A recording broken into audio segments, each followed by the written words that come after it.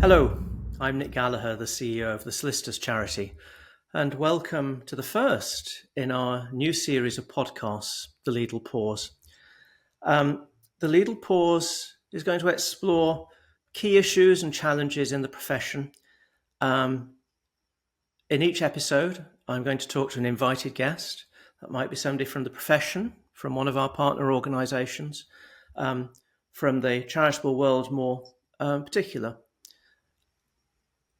This time, I'm absolutely delighted to welcome Elizabeth Rimmer. Elizabeth is the CEO of LawCare. Elizabeth, a very, very warm welcome.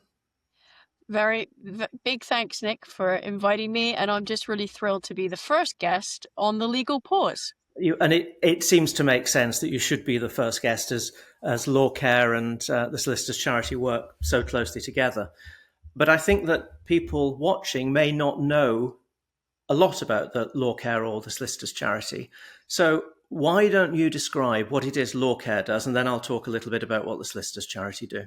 Sure, I'd be happy to do that. So LawCare is the mental health charity for the legal sector across the UK.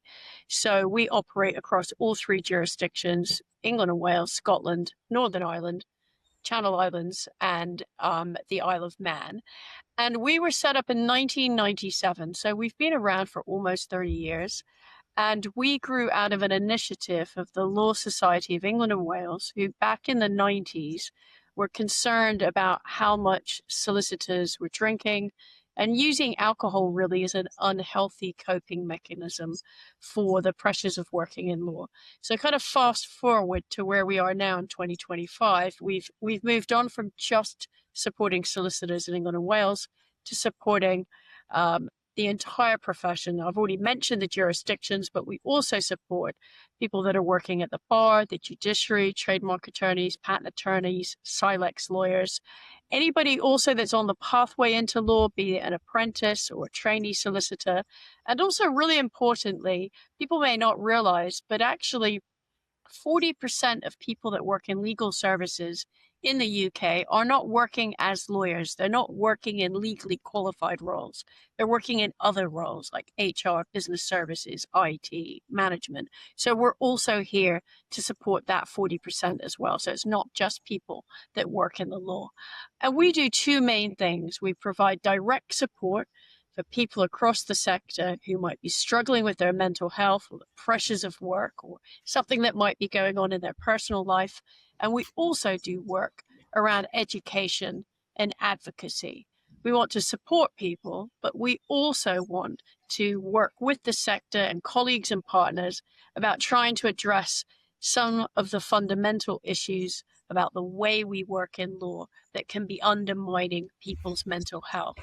So our support service is a free, confidential, safe space for people to reach out to LawCare via our email, our helpline, or web chat service. That's Monday to Friday, 9 to 5. And the unique thing about our support service is that everybody that answers the phone or replies to an email or a web chat is somebody that is working in the law or they have worked in the law. So our USP is we get it. When you contact us and you say, I'm a trainee solicitor at X firm, or I'm, an associate, I'm wondering if I'm still cut out for the law, or I'm a member of the bar and I'm being bullied by a judge. We understand the environment. We understand the pathway you've been on to get where you are at your point of your career.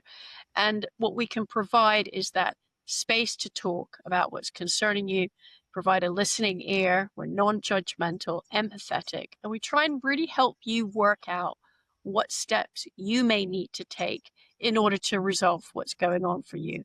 And also, obviously, we work closely with the Solicitors Charity, so we have an opportunity to refer people to the services that the Solicitors Charity offer for their beneficiaries in England and Wales, which I know Nick will talk about more as we go through our podcast discussion today. So that's our really sort of unique USP, so to speak, is that we understand this environment.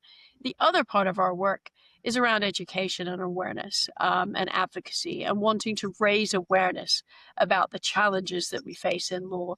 What can we be doing in day-to-day legal practice to make working practices healthier, better supportive of people? How can we challenge the stigma that prevents people from coming forward for the help that's available? So that's really what we do at LawCare. Thanks, Elizabeth. That was really helpful and informative. As you say, you do refer many people to us. We are one of those steps that people can take that you help them think through.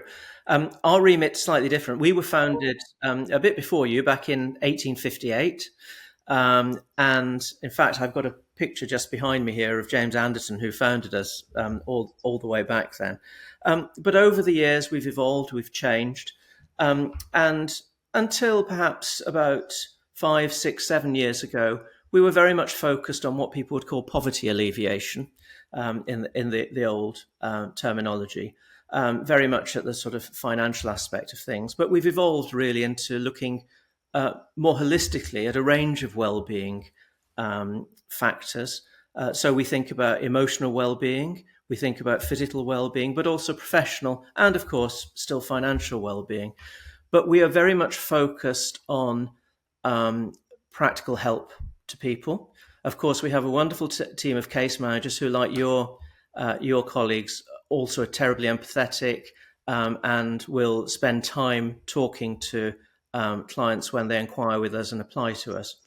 And actually, it's interesting that our case managers working with people who make inquiries of us, having a phone conversation or a Teams call perhaps in the early stages of the relationship, get to understand what it is that our clients are looking for, the kind of help they might need, and also the kind of help that we might need to bring into what we're doing. And actually, that was one of the reasons that we changed and why we do more on the emotional well-being, the mental well-being side of things. But another trigger for that was really on the side of your work that's about advocacy and research, because you did some work a few years ago, which you're just repeating, but that was about a research project called Life in the Law. And that was quite influential on the kinds of services we provided. Do you want to talk a little bit more about Life in the Law, both the first iteration and perhaps what you're finding this time around as well? Sure. So we ran our first Life in the Law study in 2021. And the thinking behind that was that we really wanted to understand what is it that's undermining people's mental health in the legal sector. We know we have some challenges, and it's not unique to the UK. This is a global phenomenon. Work has been done by the International Bar Association. It's been done in other jurisdictions like Australia, the United States, Canada, New Zealand, all saying very similar things, that we see some challenges around mental health in law. And what we wanted to understand, well, what is it either about the thinking processes or mindset of people in this sector, and what's the environment like? What are those factors in the workplace that might be contributing? So we really wanted to understand that, because by understanding those factors and those issues, that then gives us the opportunity to think, well, what can we do about that? How can we fix that? What are the solutions? What could we be doing? Sort of paraphrasing Desmond Tutu, we don't want to just be pulling people out of the river when they're struggling. We want to stop them falling in the first place. So that was really where the impetus came for doing that. So that study in 21, which we did in collaboration with the University of Sheffield. So this was a robust academic piece of work. This was not a kind of industry survey where you just wave your finger in the air and see what comes out, right? So proper ethics approval, very robust data analysis. That I showed remember there us was a lot of preparation went into it, wasn't oh there? yeah, A huge amount. and we're going through the same thing now, because we're about to release this, and when this podcast comes out, we'll be on the other side of that, fortunately. So we found, not surprisingly, that about 69% of people that responded to our survey, these are all people working in legal services up and down the country, were struggling with their mental health and had reported poor mental health in the year leading up to the survey. We found high levels of bullying and harassment, very topical. We've just seen the release of Harriet Harman's report at the Bar Council about bullying and harassment at the bar. And we also found that those people that had a responsibility for managing others, less than half of them had had any training in how to manage people. We found people consistently working long hours and above their contractual hours. We found low levels of psychological safety. So people working in an environment where they didn't feel they could speak up if something was going wrong, or even if they had a good suggestion about something. Psychological safety works both ways. So we found a number of concerning factors. And our recommendations from our first study were really around wanting to provide the evidence base for what we're talking about, but also to encourage workplaces, professional bodies, regulators, insurers, legal educators to start thinking about what they could be doing in this space, how we could work more collectively to address mental health. So we've just repeated the study in 20. If I can just interrupt you before we go on to the new study, because that's really chiming with me, Elizabeth, because it had a huge impact on the work that we do.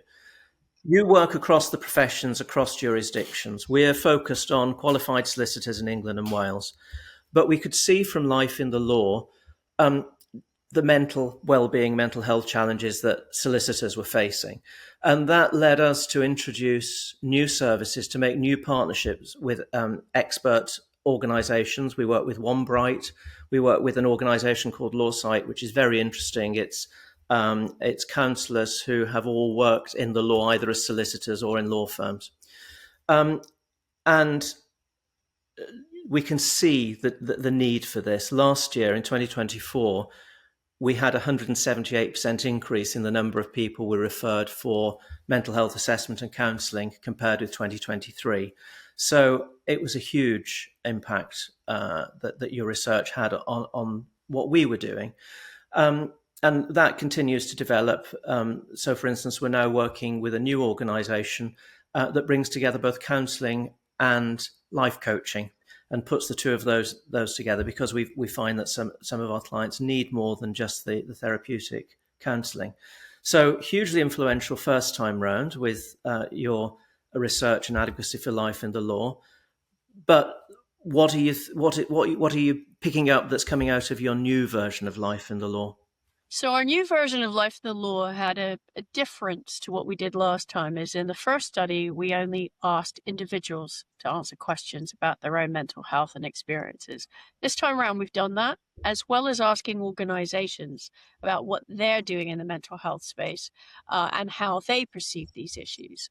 Our clear message coming out of Life in the Law 2025 is around, it's really about a call to action to encourage organizations and leaders in the sector to act now for a sustainable future in law. What we found is we asked questions this time around about career intentions. How long were people thinking of staying in their role? And we found more than half of our respondents were thinking of leaving their current role in the next 5 years, and over about a third of them were thinking of leaving the law altogether. So those are quite concerning statistics that people are weighing up whether or not they want to stay in this sector. And I know, Nick, that is what we've both been seeing through our own support channels. Absolutely. So, and I think that is a wake-up call for our profession, that if we want to continue to attract and keep people in the law, we've got to look at the issues that are leading people to think, I don't want to do this anymore. We've seen that at LawCare. What we call career concerns is now the second most common reason people are calling us. And that is around, I'm not sure I'm cut out for this. I'm not sure if I still want to do this. Our armchair analysis of that is probably, it could be a response to the experience of people living and working through the pandemic. We've seen this increase since COVID.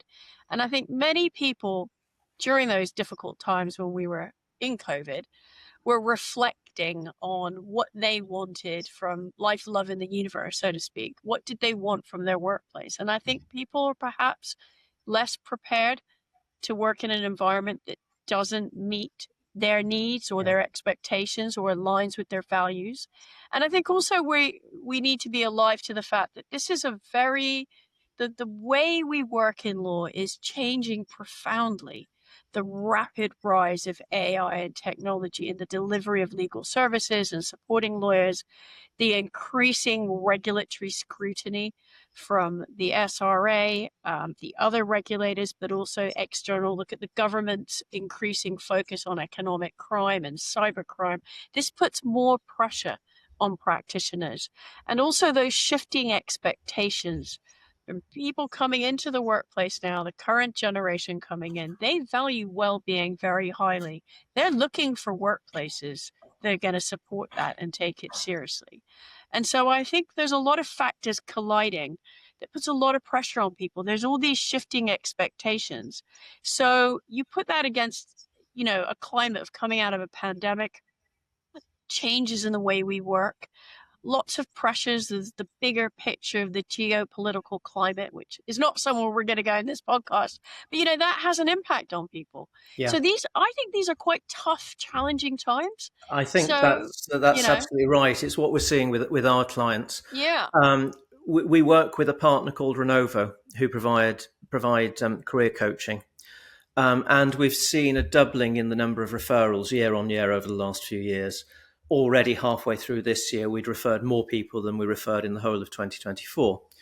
And what we're seeing happening in our clients' discussions with Renovo is that some are looking perhaps to get back into the profession, but many are looking to change within the profession, finding a way to somewhere where they feel more supported, something that they feel the challenges are right for them, but also people looking to leave the profession as well. So I think it's well said and well observed what you were mentioning. And of course, the whole of the pressure of work can have huge impacts on other pressures in people's lives. So family relationships, financial pressures, and that can play both ways. It can be the mental well-being side of things, leading people to get themselves into financial difficulties, or financial difficulties leading people to have mental well-being issues as well. But there is huge pressure on the profession, and we see it every day in the people that we're seeing. But there's lots of help out there for people, isn't there? There's you, there's us, there's the Solicitors Assistance Scheme, the Law Society has a practice helpline. Why do you think people aren't coming to us for help? Because I sense that there are some barriers to people coming to us. What are your thoughts in that area? Well, I think there are probably two things. I think one, very simply, people just don't know that we exist. They don't know LawCare is here. They don't know the Solicitors Charity are here. They don't know the Practice Advice Service is here. And I think that may be that sometimes they may have registered it in the past, but people only really start thinking about these things when they're in that situation. So I think that may be that we're not as visible enough or not well understood, or how we complement the sorts of supports and services a firm might be providing as well. But I think probably still the fundamental issue is around stigma, is despite the fact that we've got this growing awareness and dialogue about mental health. I mean, you cannot open a national newspaper digitally now or go on a news website and not see a story every single day that's related to mental health or even the workplace. Today I've just seen a large report come out from the CIPD about mental health in the workplace and the number of days off people are taking sick related to the pressures they're feeling at work. So this is a big issue, but I think it's particularly challenging in law that we there's that kind of accepted cultural norm in law that people in our sector don't have any problems of their own because we're here to fix everybody else's problems. Yeah. And that if you do admit that you're struggling or you're finding something difficult, or even something might have gone on in your personal life, you might be experiencing some mental health issues, the sense is that you feel, if I put my hand up, I'll be seen as weak or not good enough. And that's a barrier to people coming forward. And I think coupled with that is I think there's been vast improvements in workplaces addressing these issues.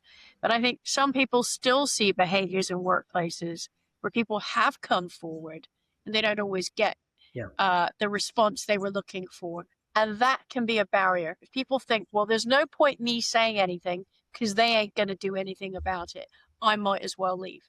And so I think we can't kid ourselves that we've addressed and tackled the stigma.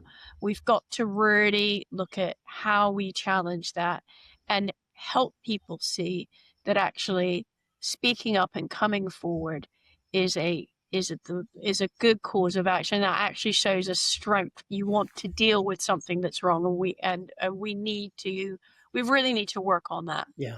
I mean, I think it's interesting. You and I have talked about this in the past, but there are some firms who've done some good work trying to set up employee assistance programs. And it's interesting that those often aren't picked up by staff because they don't feel they can trust them. They're worried that something might get reported back to HR. And so they're not being used.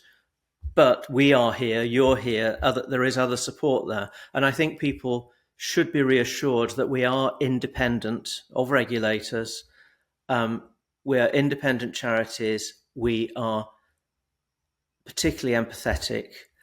I've got a team of fantastic case managers, very experienced, number of whom have worked in the law as well, who really understand what's happening in solicitors' lives in our case, and understand some of the pressures that are being faced and can deal with those in a very supportive way.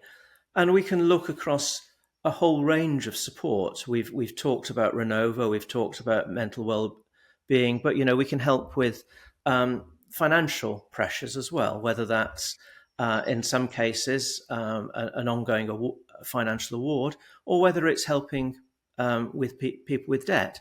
So, for instance, we work with a partner called Penny Smart, who provide money management advice, can help with negotiating debt arrangements and getting debt written off. And that has a huge impact on people. And we shouldn't forget that though we now think in a much more holistic way about the needs that people have, really finance can be at the heart of a lot of issues. And it's still one of our biggest areas of support is around finance. But of course, I mean, there are challenges that we as charities face as well, aren't there, in terms of funding and support and that. And you've recently launched your own support program for firms. Do you want to tell me a little bit more about that? Yeah, and just picking up on the challenges is that, LawCare is a very small charity, and we have traditionally relied on support from the professional body. So the Law Society of England and Wales is the largest contributor to LawCare because it's the largest professional body. The other professional bodies support us, but to a lesser extent because it's relative to the size of their organizations. But we're incredibly, I mean, that's how our relationship and partnership is developed, is because the Solicitors Charity are the second largest funder of LawCare. And so without that direct support, we wouldn't be able to provide the support that we do to the people that reach out to us, who we can sometimes pass on to you, and also the wider piece around advocacy. And it is a challenge for us. The demand for our services is growing. You are seeing the same. We have each year we're getting, I don't know off the top of my head, but maybe a 10% increase each year in the number of people that are reaching out to us for support. We're already seeing that 2025 is probably going to be busier than 2026. So the demand for support is not going away. The issues are becoming more complex. I think we're definitely seeing at LawCare that people coming to us are have sometimes, perhaps to that stigma point, we're not reaching out sooner. Things have started to spiral and have become more complex. And we're seeing a slight uptick in that people coming to us who are beyond the limits of our service. We can't help them. So, I think all of that points to as much work we're doing around advocacy and prevention, The day-to-day work is supporting people who are struggling now. And we need greater resource to be able to meet that demand. So we've launched our earlier this year called the 25 Club, which was in recognition that we were 25 years old. It's also nicely coincided with Life in the Law 2025. That was not designed, it just happened. And this is a way for firms, chambers, workplaces, individuals as well, who want to get closer to our work and help us have a bigger impact, support us by making a financial commitment. And that financial commitment starts for individuals at £250 a year and for firms and organizations at £1,000 a year. So we're really looking to build that as a way of people and organizations that want to see this agenda addressed are supporting us to be able to do that. But also it's about building a community. So we are creating a community of our club members where we provide them with a special newsletter. We're going to do some webinars for them. Further down the line, when Life in the Law launches, we've got some plans around some stakeholder engagement with our 25 club members as well. So that we want them to be the inner circle of LawCare, so to speak.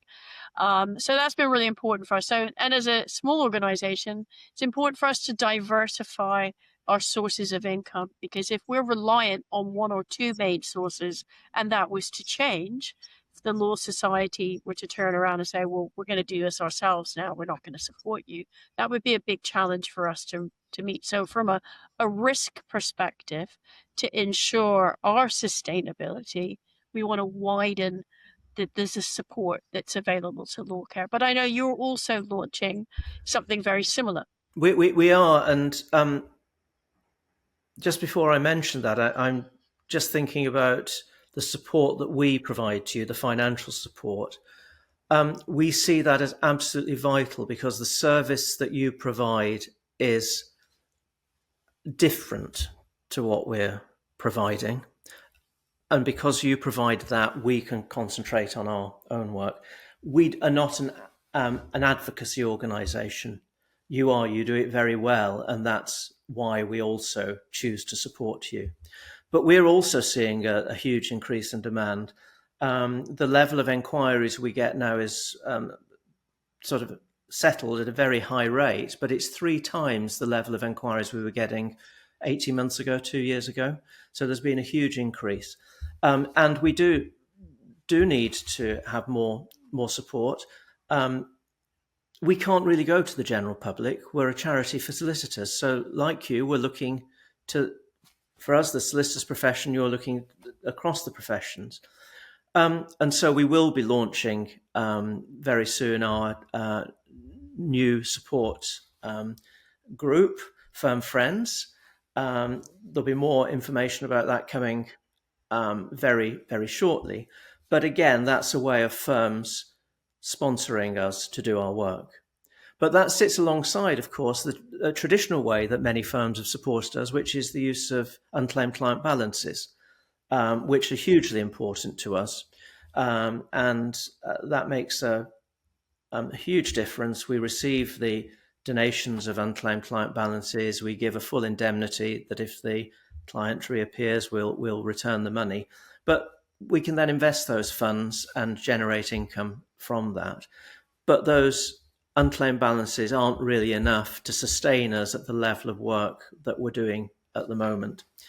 But I just want to mention one other thing about our partnership, because I'm delighted that we're up for an award, aren't we? The Association of Charitable Organisations has shortlisted our partnership for an award as the best partnership in the among charities working in what you might call the benevolent sector, and we're delighted that's been shortlisted. We're delighted that it's the partnership with you that's been shortlisted, because it's hugely important to us, and we believe to the solicitors profession as well. How can people get in touch with you? How can they learn more about LawCare, Elizabeth? Well, firstly, just to say, I'm just equally chuffed that, our partnership has been recognised hopefully to win on the night. But I think it really sends a positive message out to the sector that we work collaboratively in this space and that we share very similar goals about wanting to see healthier, thriving, sustainable legal sector. How people can reach us. So our website really is our shop window. So our website, lawcare.org.uk, has all the information there on how to contact us for support. There's a whole section on our support service. It's also got our email addresses. Our support service operates, as I've mentioned before, Monday to Friday, 9 till 5, and the phone numbers, email, web chat stuff is all on our website. We also have quite a strong presence now on LinkedIn. So we have a LinkedIn page. So if organizations and people want to know more about what we do, is follow us on LinkedIn, follow the Solicitors Charity on LinkedIn, because that's where we're all posting our latest news and stuff. We have a regular newsletter that comes out monthly that organizations can sign up to on our website and people, which lists our webinars and our events and our latest news.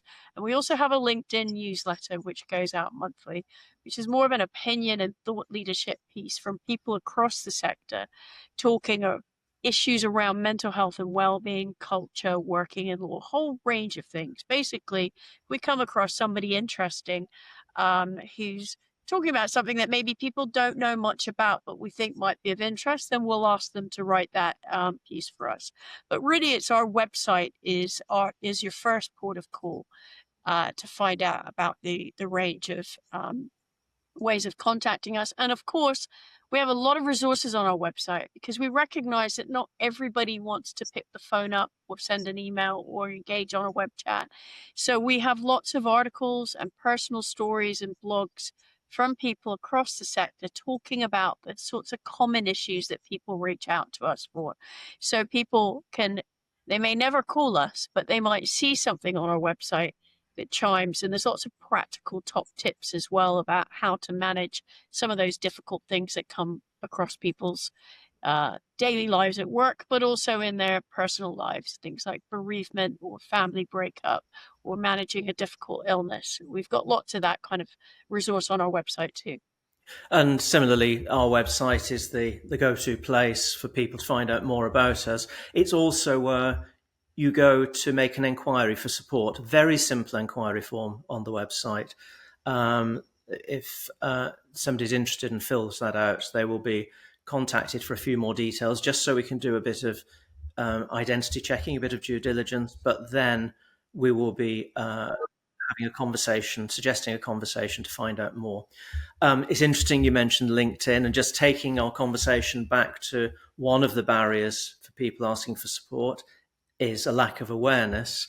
If people do follow us on LinkedIn, follow you on LinkedIn, do please share anything that we post to get the message out wider in the community, because that will help to break down the barrier of people not knowing us.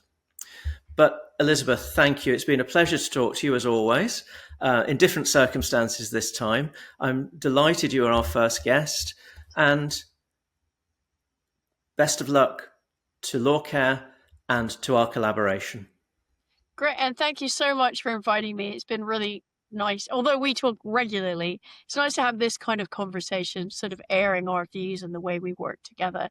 And, we look forward to continuing to work with the Solicitors Charity to galvanize our sector into referring more people towards us, but really tackling these issues, and meanwhile making sure we're able to continue to provide the support we know is really needed. So supporting both of us is just so important to our sector. And if you are in need and need some help, please do get in touch with us, because we're here to help. Yeah. Thanks, Elizabeth. Okay, great. Cheers, Nick. Bye-bye. Bye.